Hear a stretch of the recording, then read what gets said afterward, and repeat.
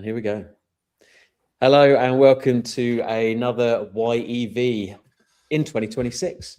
And joining me is Alex Grant, Kevin Booker, and we're going to be talking about, is an electric vehicle right for you? And going through a few different steps to understand, is it right for you? Because in my opinion, electric vehicles aren't right for everybody. And if I said that they were, then I don't think anyone would believe me. I think I was mad and they might make the wrong decision. But that's what we're going to do today. We're going to find out what's the best way to understand whether electric vehicles are right for you, what steps to take, and then how to choose the right electric vehicle if it is the right thing for you. And we were already having a chat before we went live talking about the ins and outs, because this is a huge subject, but we're going to try and make it nice and simple, nice and balanced, which is what we're all about in YEV. And go from there. So chaps, as I mentioned before, what I'd like to do is start with a particular category before we get onto costs, because that's obviously the main one here, is the use case. So we can do a few different scenarios, but I think it's probably easier to say what use case is not right for an electric vehicle for people's everyday use. I would say the big one, you can do this with an EV, but I would say one big one that's going to get in your way, if you're talking about what you'd actually use the vehicle for, not your kind of home life. So if you're actually talking about vehicle usage, is towing, I think is still quite difficult with an EV. A lot of public charge point, you can massively obviously reduce the range, which you would do in a petrol or diesel car. The issue you tend to have is not a lot of charging points are designed with trailers in mind. So if you're kind of, I'm talking towing all the time. You know, somebody who's kind of towing rather than someone who does it once a year on holiday. But even then, I think you'd probably find it was a bit of a pain if you had a big caravan to kind of unhitch and then go and plug in every so often. I would say tow cars are still a tricky one to fill with EVs. Not impossible, but it's still an issue. Yeah, no, I think you've absolutely nailed it there. You're absolutely right. It's if you're towing all the time, you think about the extra potential time, because your range is not, a lot of people say it's cut in half. I don't think that's always the case, but it depends on what you're towing, of course, and the vehicle that you're using to tow with. But I think that's a really good start. I think if you are towing a lot, then maybe you want to go into a bit more detail around the types of journeys you're doing, whether there's cheap charging on the way, that sort of thing. So yeah, I think that use case is a good one to start with. I've been struggling with other use cases where an electric vehicle won't work, just from a specific vehicle point of view, not necessarily talking about cost or anything else.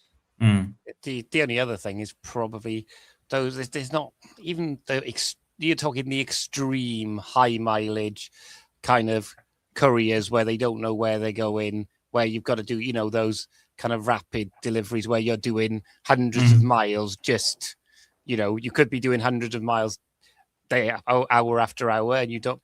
But that's a very niche, again, like towing, a very niche use case.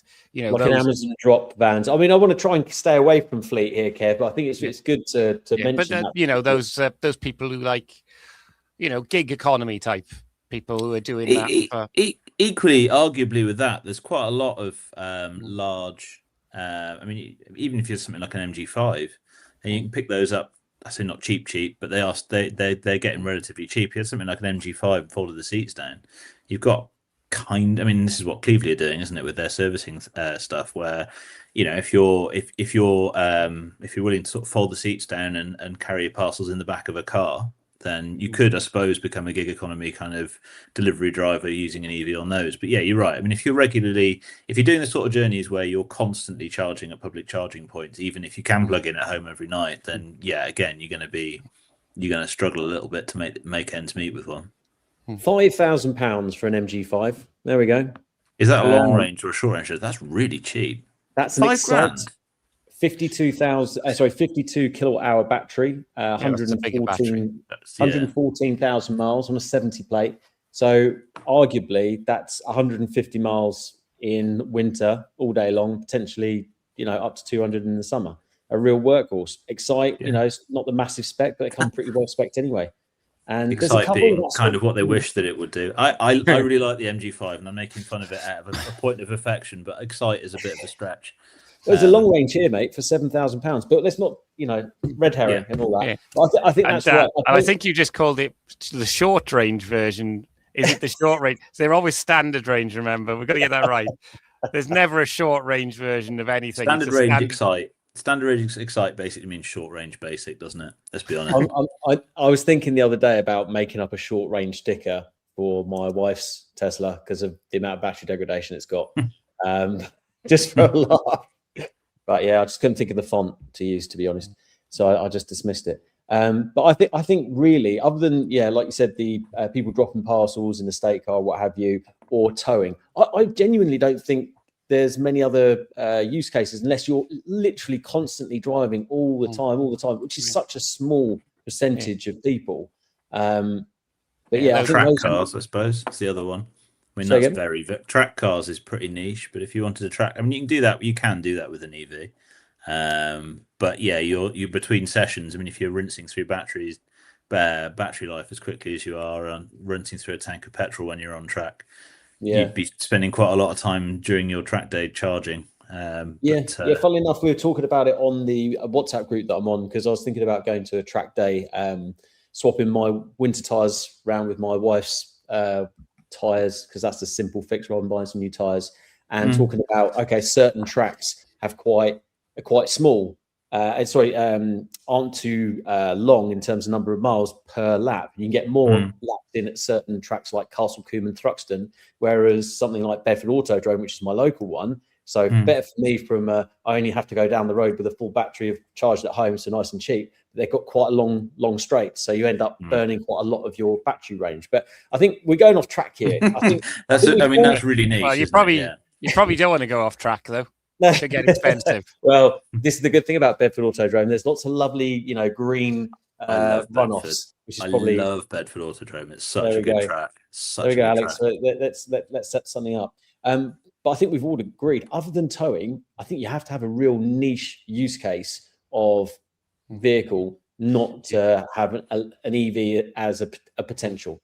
But the big one is if you can't charge at home. We'll get on to that. We'll get on to that. I think, in terms of use case, I think we've agreed.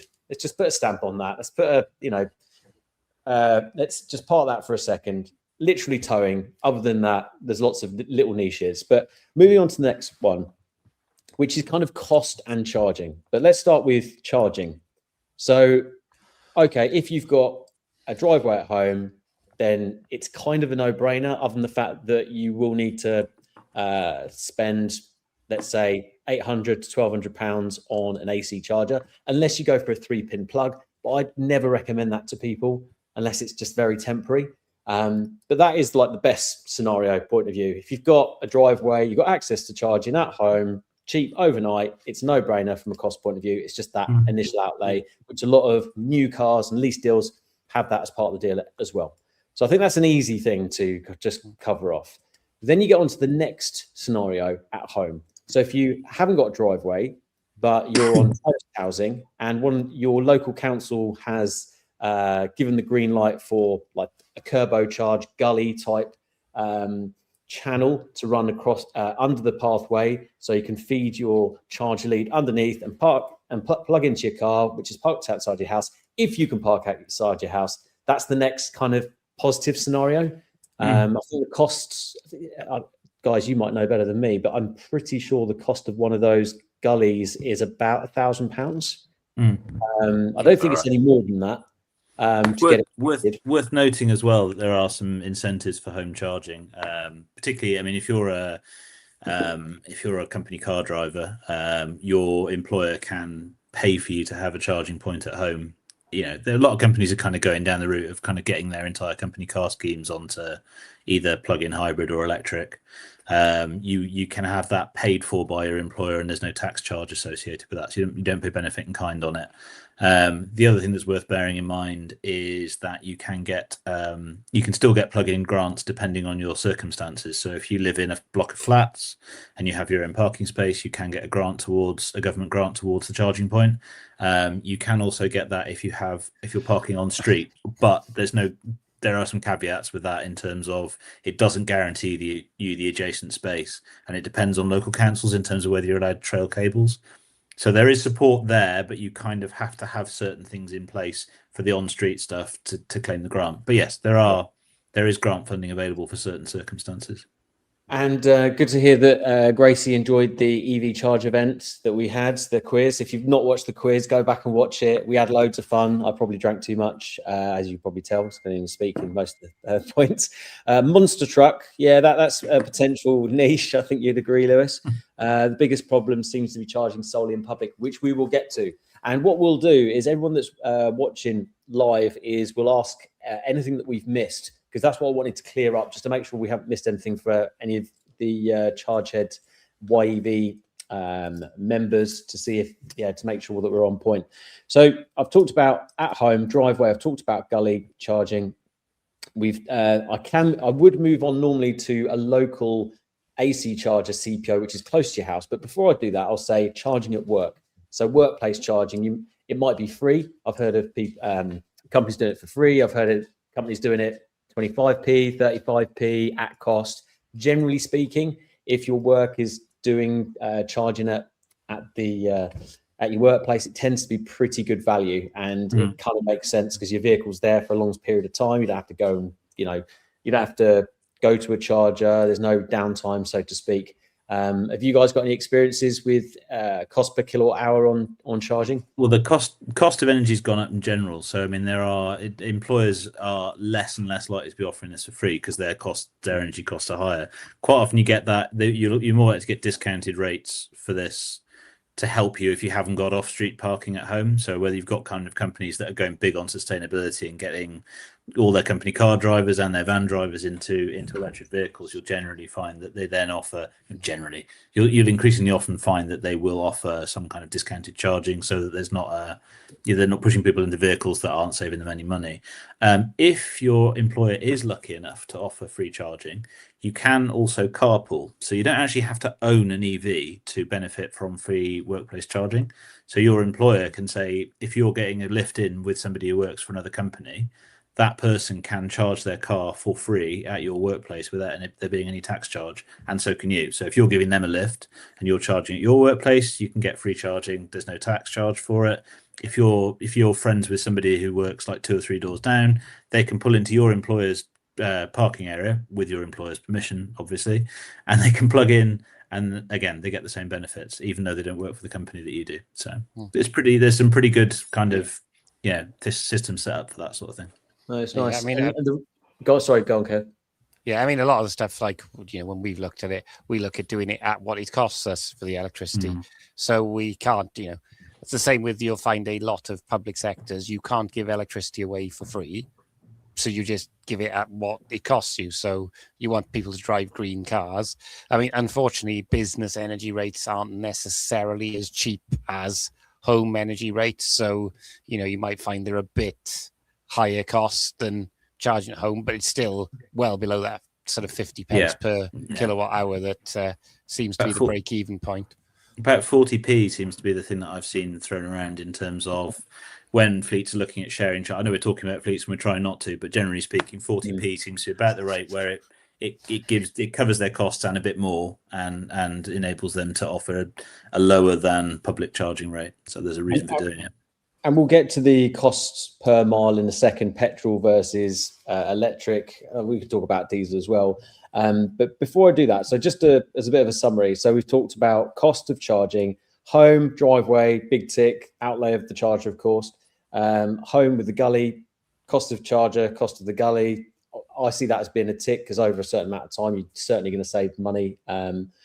And then we've got work charging, which generally speaking, if it's 40p or less, I think that's going to be a massive tick when we talk about the figures in a second. Then the next two is where it starts to get a little bit sticky. So you've got local AC CPO. So let's say your car goes home at night, but you need to park it up the road where you might have an AC charger. That might be a lamppost charger, it might be like near me, I've got a Believe charger, which is 55p. So the rates are kind of all over the place, and it's a bit of a potluck to whether you're in an area where you can benefit from, I'm not going to say cheap charging at a price that's going to make it more cost effective compared to a petrol or diesel car. So, and this is where you need to really do the homework before you take the plunge. And this is why I wanted to go through this with everybody. So then you've got the other option, which is your DC charging from a CPO. And again, that's all over the place as well, because at one side of the scale, you've got Tesla off-peak rate, which could be 22p, or on-peak rate, which is about 42p. Again, it changes depending on where you are. And then you've got all the other CPOs, which could be anything from 50p up to £1. So again, it depends on, in effect, in a way, what car you've got. Also, again, where you live. So again, doing that due diligence prior by maybe getting a ZapMap app to understand what chargers are close to you. But sometimes that's not good enough, because there are actually chargers out there that come outside of ZapMap. So chaps, do you know of any other apps that might be good for understanding what would be cheap charging nearby? Maybe CoCharger, is that one as well? I mean, CoCharger is shared, isn't it? It's shared. So if you live somewhere where lots of people have off-street parking and charging, there are people who are now sharing their charging points. So adding to that public network. The thing I've found as well is actually, this is where, you do need to do your research, is ZapMap is good at telling you the general price of a charger. But like, for example, if you're an Instavolt member, you get off-peak access to off-peak charging of 60 pence. If you use your Electroverse cars, you get a discount, but it's not the same discount as if you have the Instavolt app. So it's things like that. So that's where I think you still need to look at, look on ZapMap to find the CPOs in your area, and then go to the individual CPOs web pages and look if there's any deals for that. Like, if you're close to an Ionity can go quite low price with a membership. Is it worth the membership if that's going to be your main charger? The same as even GridServe offer membership now, which gives you discounted rates. So the memberships are kind of coming back. They kind of went away when everything went contactless, but now they're trying to encourage you to kind of be loyal to a brand of CPO, as it were. So they're kind of instilling that loyalty with different apps and different membership schemes to give you quite significant discounts. I would add into this as well, if you are depending on DC chargers, or you don't have a home charger and you want to kind of top up quickly, it's worth looking to see if there's any open Tesla superchargers nearby, because they tend to be very good price wise throughout the day. Actually, they're usually cheaper than any other network. We have one near us, and you can just, I mean, I go there with other stuff. I don't have membership for it. It's still much cheaper than any of the other DC charging networks nearby. So it's worth looking into.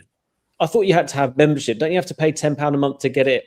And you don't. So you just need the app, and then you pay. You just need 10 the app. pence, and you don't even need the app. pence You can actually just use it pay as you go on because it falls under the public charging regulation. So I don't know if all of them have it, but well, they should. Yeah, if any open Tesla chargers which allow access for other for people who are non-Tesla drivers, because obviously Tesla vehicles, you just plug them in and they just work. They just start the charge session, but they've actually got chip and pin, not chip and pin, contactless things, and they do it through the app.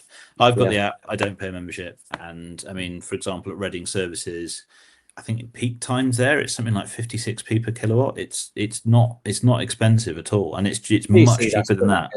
But is that a V4 charger, or is that one of the older ones where you're using the app? V4 have contactless. I don't know if the older ones do. V3 don't. They would have to have it now. Any open public any Tesla chargers that are open to beyond Tesla would have to have it by law now as a DC charger. I think they may have skipped that one on the V4s because they'll say they're legacy hardware. Because I know the ones in Cardiff haven't got the screen to tap your card on. No, they're not supposed to. But I mean, it's a burden for Tesla to add all of this stuff. V4s have the screens, but Yeah, But I they mean, should and the accept other contactless. Actually, no, I think the ones in Cardiff have got a unit at the end of the row. There is right on the end. There's a contactless reader that does a lot of them. I've only ever plugged them in. Oh, So- maybe I'll call out to the chat if anybody knows on that while I just go through some of the comments in here. At some point soon buying a HK. I'm not sure what that means. Do you mean Hong Kong? Because I'd really like to have it back off the Chinese. What about Commando socket? Wow, we're gonna start wars and confrontations on here as well as sorry, it's my bad humour. What about Commando socket at home? I don't think that's particularly safe. And Commando socket, I suppose you could have it. Yeah, 16 amps, so 3 kilowatts, isn't it? Yeah, it's not particularly. You can do you can do higher than that. It depends on what you've got. I suppose you could do 32 off it. Well, you've got 3 phase. You got 64. Oh no, sorry. Yeah, 4. Yeah, you can do quite a lot with 3 phase with Commando sockets, but yeah, that's the red Commando socket, though, isn't it? Yeah, but you can do both. I've got a juice booster, which is a cable where I can swap the ends around. So I've got blue and red, C-form socket ends on that. You can do up to 22 kilowatts through that, which is quite useful. But I don't have 3 phase, so it's not that much use to me. Mark, I'm not sure if we're going to come back to this, but slightly off topic. How long before buying or selling a home without the ability to home charge is going to be like having no internet access? My son has just done this. Yeah, it's an interesting one. I'm sure it won't be too long.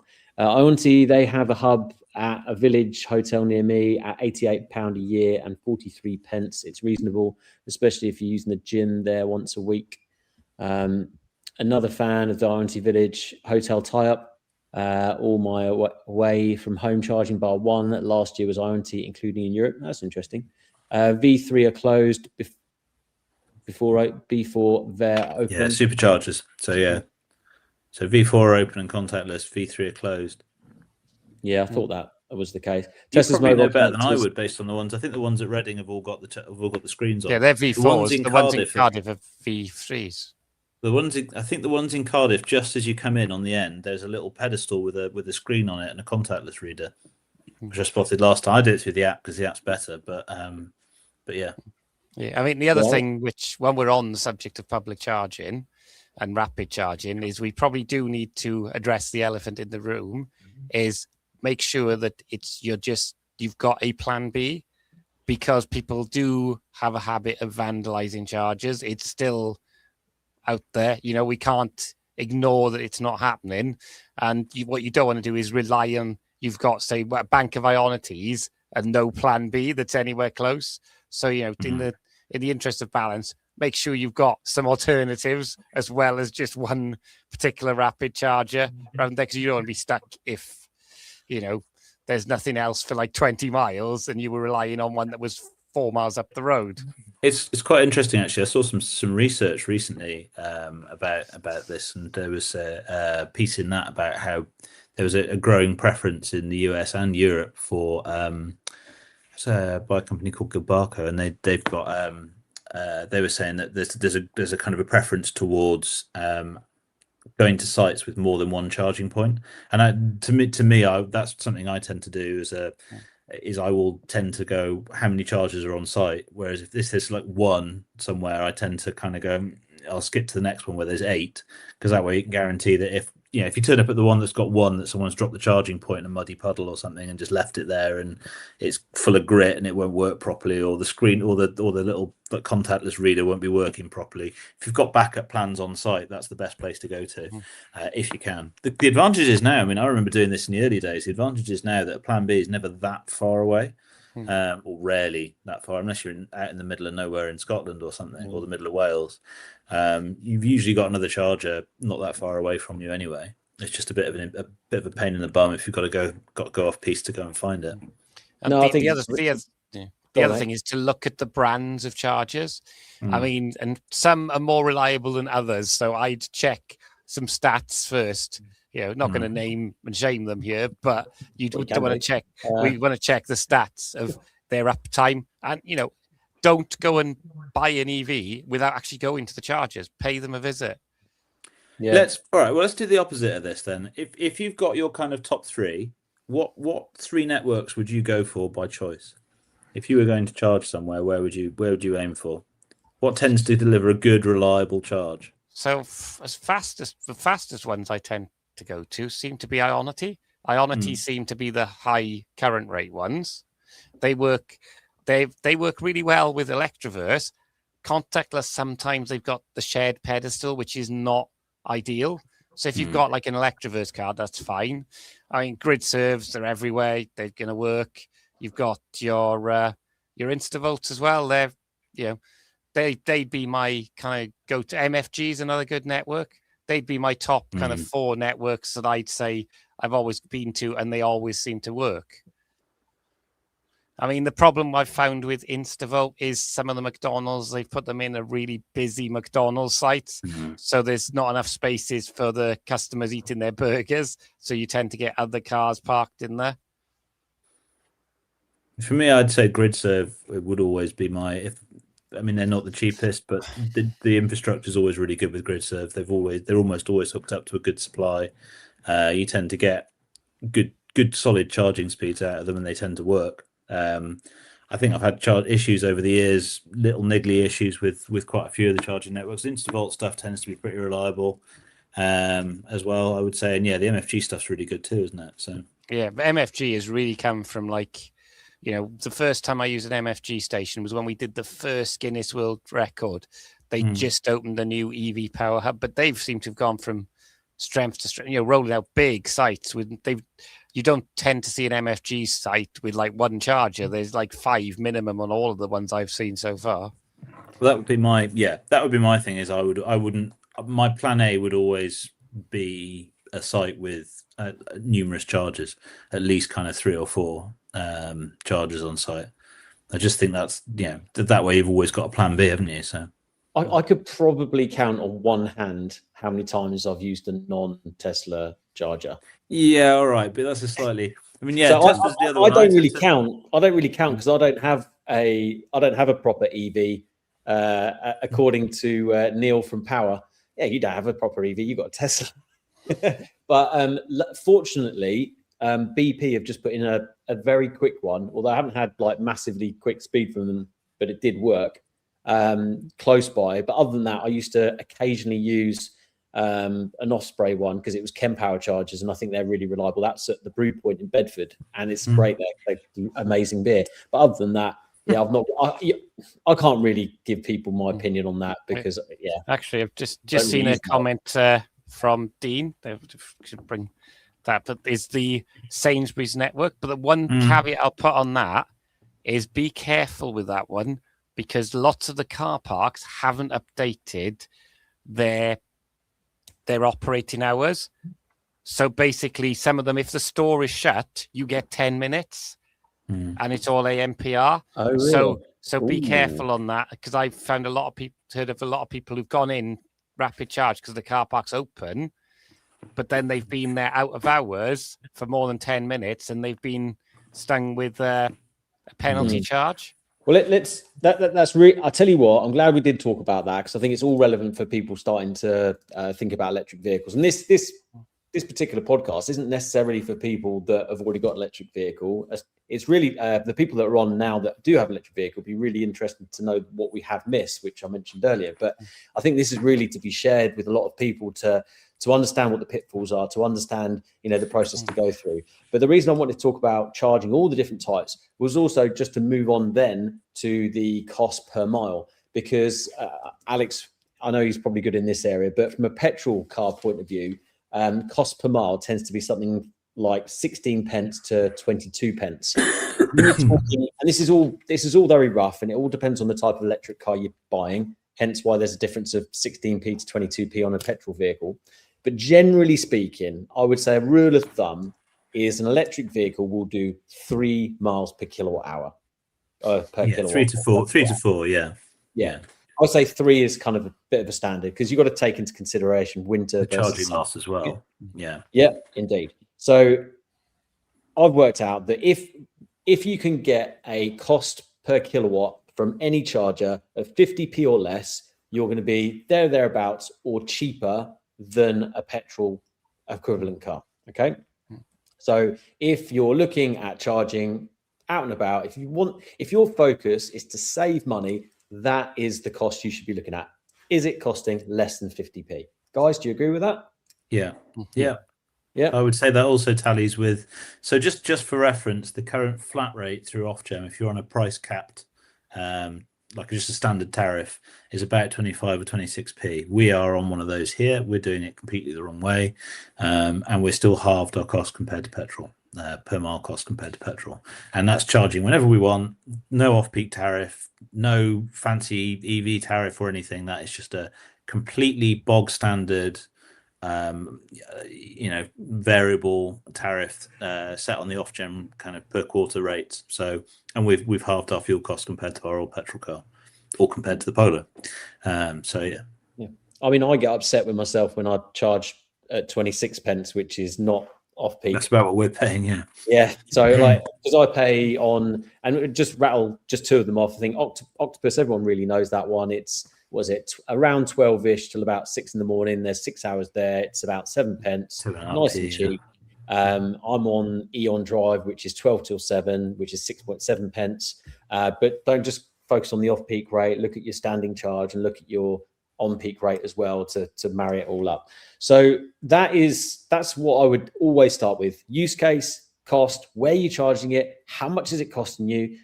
What's the efficiency of your electric car? Are you going to go for the brand? Are you going to go for an Audi e-tron, which has got miles per kilowatt of efficiency of 2 miles per kilowatt? You need to be taking that into account. Or you're going to buy a Hyundai Ioniq Wind Knife, which does 4 miles per kilowatt in its stride easily, even in the winter. But also needs a lot of public charging if you're a high mileage driver.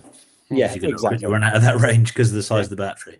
And we'll get to we might not even get to this on this particular chat. We might have to save it for next time. But not only is EV right for you, but how to decide and choose the right electric car as well, because there are so many different ones out there. So we've tackled the use case, we've tackled the cost and charging.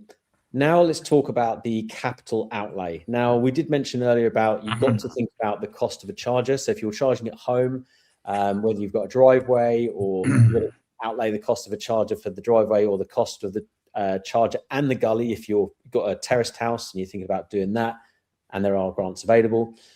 But also, what about the outlay of, okay, you're looking at, and I'd rather generalize it, the most popular car these days tends to be an SUV, right? And most people I would say going for automatic these days. They're not massively high mileage users, so petrol. So I've done a bit of an example here of an outlay of looking at a petrol auto SUV versus an electric SUV. And there's so many different comparisons you could do here, but I just thought that was kind of a fairly normal, easy one to do. So what I did is I went onto Auto Trader and I looked for a petrol automatic SUV 60 miles away from myself, my location, less than 30,000 miles, automatic, 1.6 petrol to 2 litre petrol. And I looked up to 5 years old and popped it in the search and said, what is the cheapest of that comparison? And the cheapest car that came up was I'll do the cheapest two, was a Mazda CX-30 petrol auto, done 22,000 miles on a 2021 plate at £16,000. The next cheapest was a Kia Sportage, done 25,000 miles on a 2021 plate, and that was 16,400. Then I did exactly the same thing for an electric car, and I nearly fell over. I didn't think it was going to be quite as different. Now, bearing in mind Mazda and Kia, I wouldn't be against buying one of those vehicles. What about you, chaps? Are you quite confident that brand's reliability and standard cars? Yeah, I mean, I'd prefer to go for something like that rather than like a Ford, a Vauxhall, or a French car myself, because Japanese or Korean, they tend to be more reliable. But that's my opinion. I know Alex and Kevin are slightly different Vauxhall fans. So and then I did it for electric, and the cheapest one that came up, admittedly, it was an MG, but you can get an MG ZS 44 kilowatt hour battery, which arguably is about 150 mile range, 17,000 miles on a 2021 70 plate. It was £9,000. So if people, again, and I promote this all the time, but when people, generally speaking, people look at the age and they look at the mileage and they'll look at the brand, right? I think those are the three key ones. But my personal opinion is with electric, as long as it has been serviced, if it does need servicing, unlike Tesla that just needs checkups, just make sure the gearbox oil has been changed. If it has got a gearbox in the electric vehicle and the cooling and all the rest of it to manufacturer standards, then an electric vehicle tends to be more reliable at higher mileage. But such a change. I mean, if you're not too brand snobby, I mean, there's a £7,000 saving there. And even if you take £1,000 off for the charger, you know, that's a huge saving. And then you can start saving on the running costs as well. Not only the cost per mile, if depending on the scenarios that we talked about before, but also on the servicing and the tires, depending on how you drive. So I see, you know, in that particular example, if you're not too bothered about going for an MG, not too much, you know, not too specific on the brands, then there's a massive saving there. But if you are, the next up from there, because I completely dismissed the Mazda MX-30 because the range is, excuse my French, piss poor. Then the DS crossover, again, I wouldn't really buy one of those, so I don't think they're particularly reliable. E2008 and Mocha, not my cup of tea, but I know that Alex and Kevin might be looking at those. So the next one I looked at was the Kia Niro, and I found one of those with 27,500 miles on a 2020 70 plate for £14,000. So a little bit older, similar sort of miles, but it was still £2,000 less expensive than the petrol. And the range on that car is going to be 200 miles plus because it was 64 kilowatt hour battery. Yeah, that'll be easy. Well, easily best part of 250, even if the battery's actually had an absolute hammering on it. That would be my. I would go for that. I'd pay the extra for that over the MG and just kind of have the extra usability. It's a no-brainer. I mean, I don't know what the Mocha and the E2008 are like, but they were a lot cheaper than the Kia, and you can get the DS, the Mocha, and the 2008 are all basically the same. Yeah, because they're all Stellantis, aren't they? Yeah, and the older ones did suffer more with cold weather than the newer ones. Very efficient. Yeah, the older motor, the whole older 136 horsepower motor is significantly less efficient than the new 155 156 horsepower one that they've got in it. Interesting as well, though, the older ones, the Mocha, I know from launch, used to have a heat pump as standard, and the new ones don't. That's one they've taken out. So they fit a bigger battery, but they've got rid of this standard heat pump. You have to pay a few £100 to have that added on. So, well, you could get a Hyundai Kona on a 72 plate with 20,000 miles on it for 15,400. So you'd still be able to easily get a charger in there, and you'd have a newer vehicle by 3 plates with a similar mileage. And a Hyundai Kona's a great car. It is. We were talking about this yesterday, weren't we? We were saying slightly slow charging, but you get such a long range on it that actually it's not the end of the world. It charges quickly enough. Again, with that, you kind of have to view it like Gray's charging, don't you? Where you just like, oh, well, I've reached the point where I'm like, I don't know, 200 miles into a journey. I mean, 200 miles is, even if you're a fairly sturdy of bladder, is quite a long time to be sat behind the wheel in the UK. And actually, and by that point, you might want to stop for half an hour anyway, and you wouldn't be anywhere near the bottom of the charge by that point. And did you say it was a 72 plate? Yeah. So it's the facelift one, and the no, I don't think it was the facelift. It wasn't sorry, it was the facelift one. Yeah, so the 2021 and newer. Yeah. So the interesting thing to note with that is that got 11 kilowatt hour 3-phase charging capability as standard. So that's quite handy.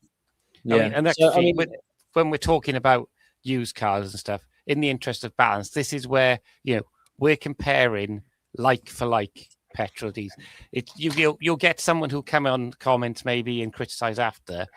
You can't compare Bangonomics to what we're talking about. We're talking about people who want a 3 to 4 year old like car, which has got low mileage and stuff. These are not people who are going to go out and spend £1,000 on like a Volvo V50 and just throw it away. So this is where it's important to compare. Lots of the comparisons I see online are people comparing an old £1,000 car to either a new EV or a used EV, and that's not a fair comparison. In the interest of balance, that is the only thing that's missing really from the EV market at the moment. Is you can go out and buy £1,000 mile, £1,000 worth of Ford Mondeo that will go up and down the country on a tank of diesel, that will cost buttons to run. I mean, it's going to be fairly knackered by that point, but at the same time, everything for it is cheap. You can't yet go out and buy something like a Model 3 for £1,000 that will do everything you want all in one go. You can go out and buy quite cheap things like Leafs and early Zoes and stuff, but they're still, the really cheap end of the EV market is still very much a second car, whereas you can go out and buy for a few £100 a very capable petrol or diesel family car if you're prepared to live with something that's got a few knocks and bangs going on with it. That's the only gap in the market really at the moment, I think, is that yes, that Bangonomics market for EVs doesn't exist yet. It will, but they're not old enough yet to kind of get into that category, are they? I think Do you think it will exist though? Because obviously the batteries will have more value than an ICE vehicle's engine necessarily would have had. So are you going to get? Will you get £1,000 EVs? I don't know. Yes, you will.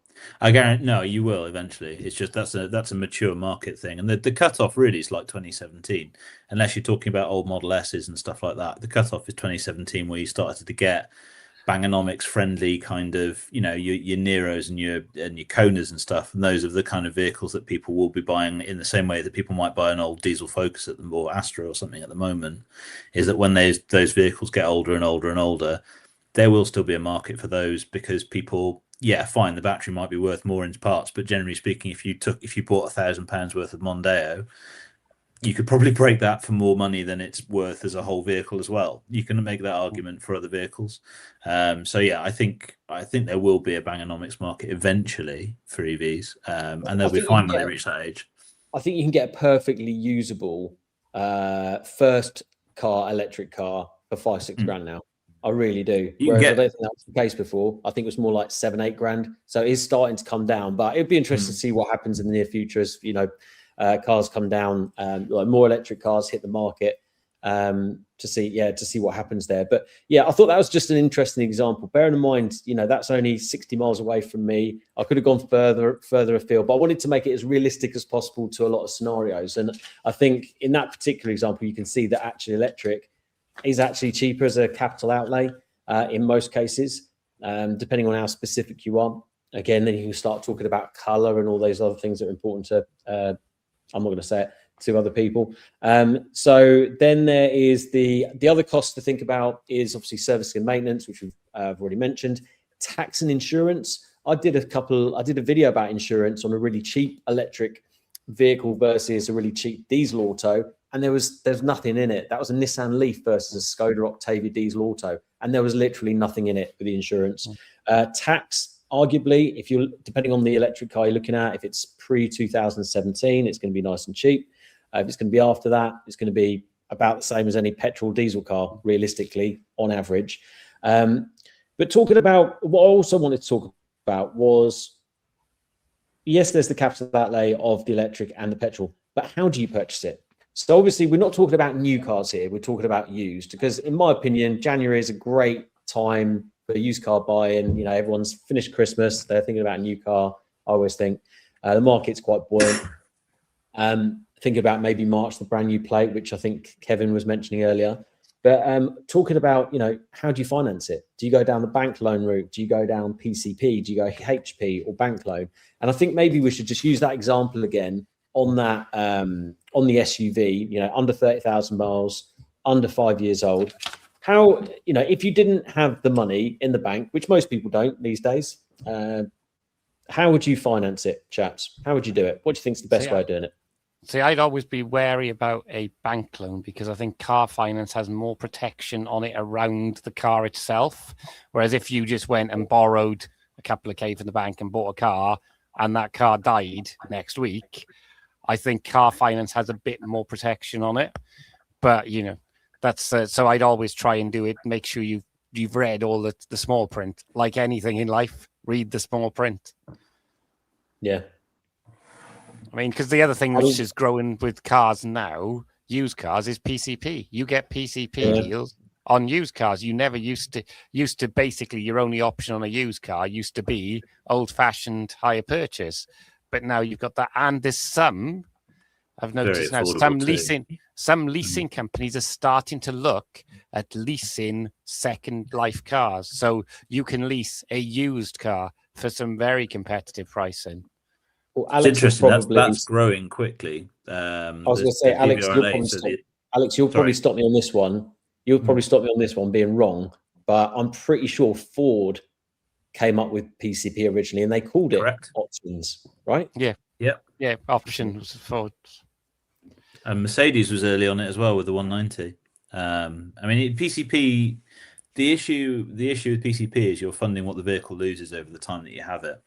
So obviously, the good thing from a used perspective is that it's a very affordable way, because if you can get a car that's done the bulk of its depreciation already, one that's 2 to 3 years old, you're funding it when the curve has kind of slowed down in terms of depreciation. So your monthly payments could be significantly lower than buying a new vehicle, because you're not funding the whole amount of it.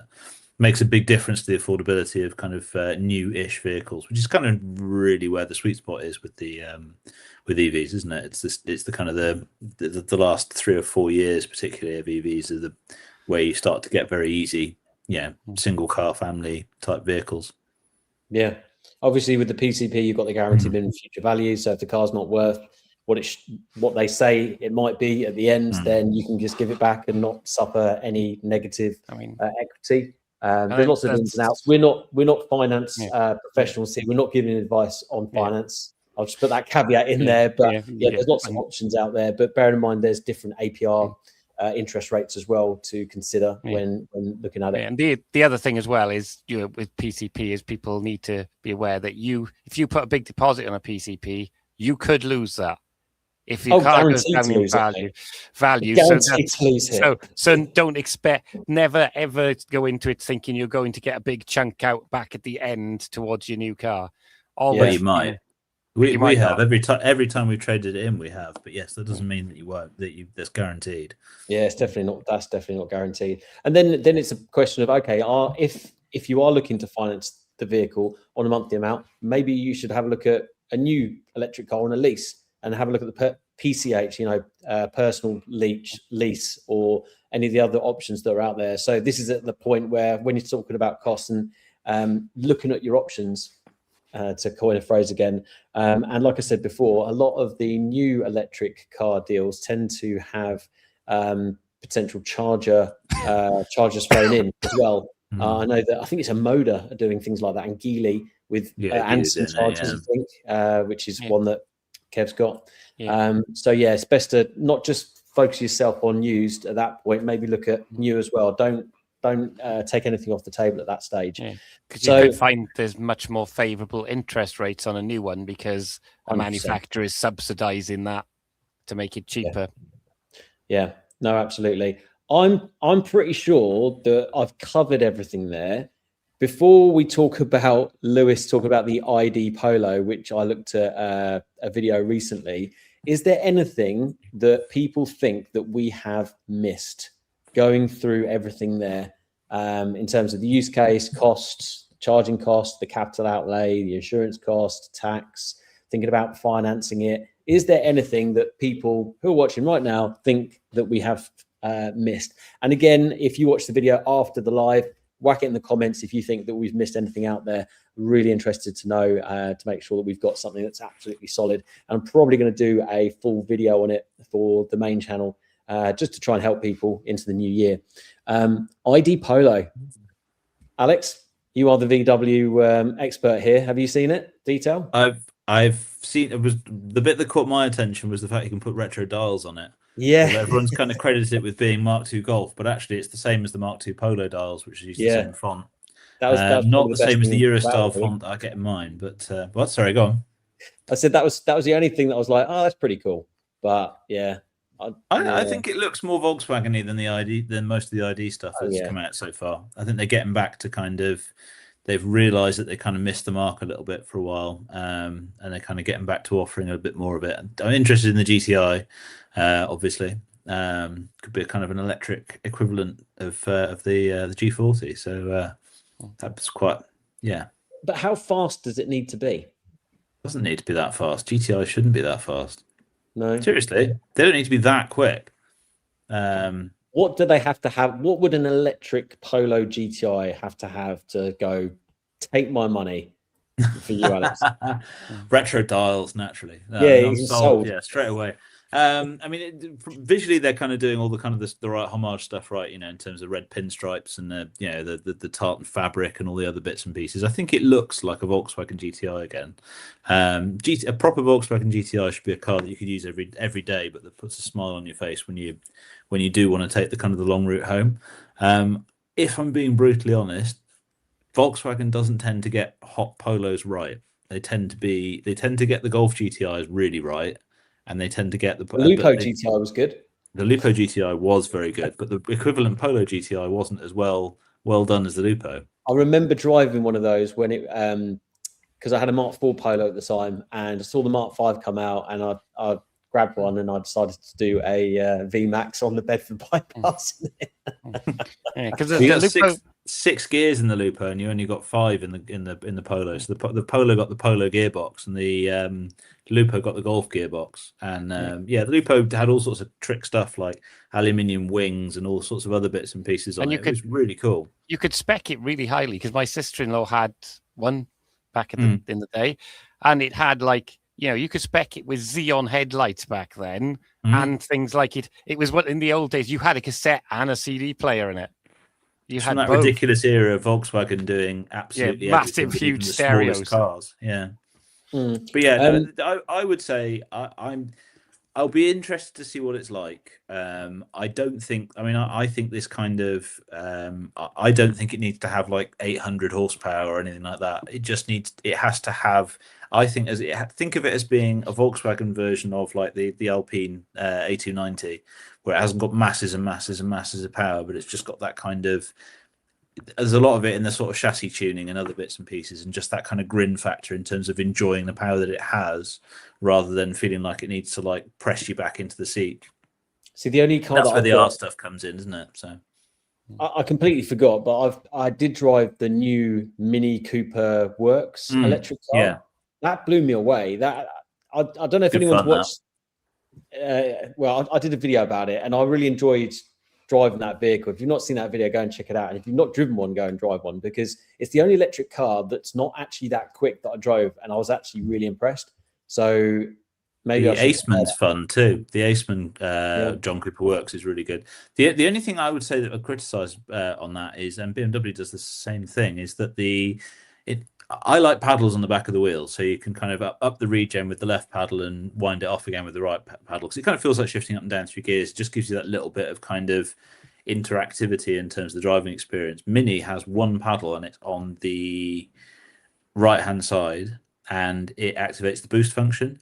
And to me, it feels like it's on the wrong side of the steering wheel, and it's the wrong way of triggering that. I would rather have a button on the steering wheel or something. So if you press realistically, if you're going to go faster, muscle memory for me, I would do it with my left hand. Blip it on the left hand side of the just feels wrong in the wrong place. Other than that, cracking car, terrible ride quality, but hilarious fun. Now, see, this is where I have to make a confession. I have never driven any of the electric Minis. I have So if anyone from Mini is watching or listening, I will quite happily review some Minis, because I'd like to try them. I mean, the last Mini I drove was like a 1980s one, so I'm assuming they've changed significantly since then. I'm assuming that the brakes work much better for a start, like at all. Yep. So I was really impressed. I was really impressed with both the Minis, actually. I didn't turn the traction control off on the original one because I didn't know how to, but both of them really, really impressive. But yeah, go check out my video, Kev. You get a bit of detail in there. Just to cover some of the comments here, J500 Ant, chosen for its most almost guaranteed 250-mile range, even in the winter, because I do have a few of those days a month. Because you were talking about your Kia EV6, which he loves. Yeah, absolutely. If you've got decent range and you can get paid per mile for work, quids in, absolutely. I do something very similar in mine. This is where the Kona punches above its weight. The fact that that's literally a 250-mile range all year round car with only a 64 kilowatt hour battery pack. They are ridiculous. They are ridiculously capable vehicles. Unless there's a massive battery gate issue and it's not really a 64 kilowatt hour. They're giving you 100 kilowatt hours. They just haven't told you. Yeah, I don't think I'm getting much more than just over 200 miles in the Tesla at the moment. Need to sort out those winter tires, although they've been very useful the last couple of days. It's been blooming freezing, lots of grip, which is good. I had to jump on this one. Mark Cornwell's just put in, if you're not close to a good Hevra network garage, used cheaper EVs are going to be expensive to repair. Really need more options beyond the dealer. Now, I'm just going to give you my experience from Hevra. I think it's great that there's Hevra dealers that are, if you put it into their website, you can find your local dealer and they're more experienced in EV stuff. But both of my local ones, you could argue 3 of my most local ones have actually let me down quite a lot. I hope to be changing that mind frame, because I've always promoted Hevra, but I've been let down quite a bit in the last 3 my local ones. So I'd be interested to know what people's experience are there. So I wouldn't necessarily just worry about Hevra network, but just find a good garage. So I found a friend who more than happy to work on the issues on my car, which is any pads, discs, suspension mounts, which is the Tesla thing. Well, not so much the brakes, but the bushes, which is it's just a mechanical thing. It's not necessarily anything electrical. So just make sure you buy a reliable electric car. Focus on the ones that have the best reputation. Arguably. Dub City Big Ballers, nice name. Great stuff. Is it worth buying a Tesla Model 3 Performance from an auction buying service? It's just risk, isn't it? Buying any car from auction is just going to increase the risk. I would say you might be better off trying to buy one privately, but just make sure you do all the relevant checks. Again, I've got a Tesla Model 3 video which talks about all the particular checks to do. And actually, even people in main dealers can get caught out. If you watch there's a video from someone I know called EV Nick, where he bought a nearly new from auction, a Kia EV6 GT and stuff, which didn't have, he did the checks, didn't have the disclosures, looked into it a bit more, because, there's that site that says previously crashed and it shows pictures and stuff. Someone logged on and reported him as selling a dodgy car, and that was the first he actually knew about. So actually, if you want to look at the pitfalls of buying from the auctions, it's worth watching his video to see, even someone who's a professional in the motor trade can get caught out, with a color change, because the history isn't always recorded as accurately as it should be. But the horror story that I always remember when I used to buy cars for a living for a main dealer group is I bought an Audi TT once from a very big auction house, which I'm sure everyone would have heard of. And once the vehicle arrived, they put it up on the ramp and there was a chain holding the engine in. A chain.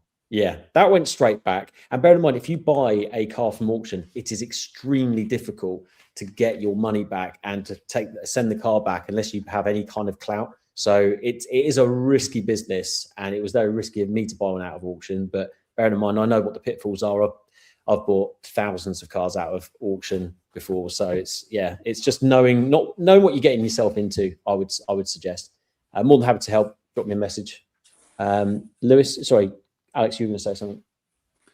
I can't remember what I was going to say. Oh yeah, that was it. It's the whole clear history thing just means, in some cases, means that it's whether the accident's been recorded. You can have a nearly new car that has quite a serious shunt. It'll come back as HPI cleared because it's just been repaired on insurance, and you can also have the same car that's, say, 6 or 7 years old that would have the same amount of damage and would be recorded as a write-off. So a clear HPI doesn't, HPI clear and all this sort of stuff doesn't necessarily mean that it hasn't ever had an accident. It just means it's never been written off. So yeah, do your homework, get a check if you're buying something nearly new, and don't just do the surface level stuff on it. Absolutely. And the thing is, with auctions now, it's all online, so you can't physically see the car. So ideally, you'd want to see the car. You want to open the bonnet. You want to have a look at both inner wings to see if the bolts have been moved around. You want to have a look inside the doors. You want to have a look at the color matches. All these things, not buy one in the dark when it's raining off someone dodgy from the pub, for example. Lewis Standing has put 68 kilowatt hours net in a Kona. There we go. Stand corrected, like the man in the orthopedic shoes. We've got, I don't think you've popped a message in here. Hyatt 296, thanks for popping it in. Talking of paid per mile for work. How long until the government reduces the max 45 pence per mile? I only get 25p annoyingly, but I that's don't know. yeah, because the 45 pence a mile is for the first 10,000 10,000 miles, and then it goes to 25 pence a mile. But that's not, people always mistake that. That's not just the fuel element. That's why it's for, because loads of people thought it didn't apply to EVs, but it applies. The 45 pence HMRC rate is all cars. So it's, the thing is, it's because it's basically to cover like your insurance and all those costs that go towards the car. So effectively, this is why in the fleet world it's known as grey fleet, and it's a bit of a nightmare because effectively by paying 45 pence a mile, you're effectively renting your member of staff's car off them, so you're not completely in the clear if they've got an issue with their car and you haven't done your due diligence to make sure you've done everything in your power to make sure their car's roadworthy. So bit of a grey area that. Roland, yes, we're still running 2 streams, the portrait and the landscape. I haven't worked out whether they're coming up because when I click on the comment, it's coming up on both my feeds. So sorry if that's not coming up on yours. IIRC, it changed since 2011 apparently. Lewis has just popped in. What checks would you do on an insurance declared Cat S declared car? Just seen an Ioniq 6 with 4,000 miles on it for 17k. Tempted. I wouldn't touch it with the barge pole, mate. Personally. That new, I think I'd be wary about going for a category car as well. If only because I think you'd struggle to sell it on afterwards. It depends with really old stuff. When you're getting down to the Bangonomics stuff, I mean, you can have. I know somebody had a car that was category D for having a mirror knocked off and stuff like that because they just don't want to repair it. The other thing that's worth, although caveat on that, there are a lot of cars being written off at the moment, not because of the level of damage, but because of the cost of the repair process. Now, that doesn't just involve repairing a vehicle. It involves putting that person into a courtesy car and all sorts of other bits and pieces. We had a few years where vehicles have been quite hard to get hold of. So rental vehicles, the rental costs have been going up. The cost, of heating and repairing, the cost of running a workshop, labor costs and your energy costs and everything have gone up. So the cost of repairing a car has gone up quite significantly over the last few years. So there are vehicles being written off, not because they're unsafe or because they're heavily damaged, but because the cost of the repair is unattractive and unfeasible for the insurer. I would say that if you are going to go for it, accept that you're probably going to struggle to sell it when you do come to the end of the time with it or run it into the ground. But I would get someone to go around it and properly check and make sure, find out exactly what's the damage that's happened to it and get it properly checked over in terms of, quality of repairs and stuff. Yeah, and there are sites where you can, in those ones, a lot of sites now where you can see the before and after pics. So there's some which now have, when it comes in for that, they log all the pictures so you can see the actual damage it had. I mean, this is how Cat S on a 4K mile car is going to be quite significant damage, I would have thought, though. So, I mean, yeah, I would be wary about it. No, absolutely. Guys, I think we've kind of run out of time. So we're going to, I think, unless anything else comes up that we need to talk about, we'll hit the how to decide and choose the right electric car for next week. And I'll change that in the title. But I think we've had a really good session and thanks everyone for pitching in. Was there anything that we missed? I didn't see any comments in there. Pretty sure. Kevin, what's the site that you mentioned there? I can't remember. Isn't one of the ones like Car Vertical does it? I think yeah, there's a few Vertical, yeah. There's a few that you could. They're all subscription, unfortunately, though, so you do have to pay to do that. But there are, if you happen to know a friendly car dealer, they might have a subscription that they'll be able to go through on it. What a good summary there. An EV is right for you if you want the world to fight less for oil. They'll just fight over other things, unfortunately. Probably materials. But yeah. I think let's call it a day there. But thanks everyone for chipping in, commenting. If you haven't watched the EV quiz from last week, we had a great time. So make sure you check it out. And I've just put out a video about an EV meet, which is quite interesting. We had a massive, like 30 plus cars come to Caffeine and Machine first of the year. So go and check out that video if you haven't already. But we'll see you next week, same time. And if you've missed it before, the early part, just go back and watch it. It's on Spotify as well as X. Thanks, everyone. And Alex and Kev, thanks for joining us. Yeah, thanks guys.